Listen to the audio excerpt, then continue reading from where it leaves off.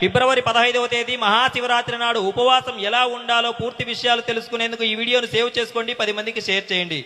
తప్పకుండా ఉపవాసం ఉండాలి అనుకునేటువంటి వాళ్ళు తెల్లవారుజామునే నిద్రలేచి స్వామివారికి, స్వామి ఈరోజు నేను ఉపవాసం ఉంటూ ఉన్నానని చెప్పి సంకల్పం చెప్పుకోండి.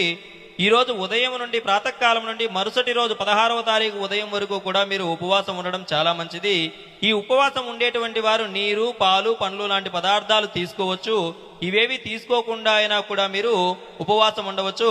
అదేవిధంగా కొత్తగా ప్రారంభించేటువంటి వారు కూడా చక్కగా ఉపవాసాన్ని ఈ మహాశివరాత్రి రోజు ఉండవచ్చండి. ఒక ఇంట్లో 2 ఉండవచ్చా, అత్త ఉంటే మేము ఉండాలా అంటూ ఉన్నారు. చక్కగా ఎవరు చేసుకున్నటువంటి పుణ్యం వారికి ఉంటుందండి. మీరు ఉపవాసాన్ని కొనసాగించవచ్చు. ఈ ఉపవాసంలో ఉన్నటువంటి వారు మనస్సును స్వామివారికి దగ్గరగా ఉంచడం అనేది ఈ ఉపవాసం యొక్క అంతరార్థం అండి. కాబట్టి స్వామివారి దగ్గర మీరు పూజలు కావచ్చు, అర్చనలు కావచ్చు, నామస్మరణ కావచ్చు చేస్తూ ఈ ఉపవాసాన్ని ఉంచడం చాలా మంచిది. మన దైవానుగ్రహం పేరు తరపున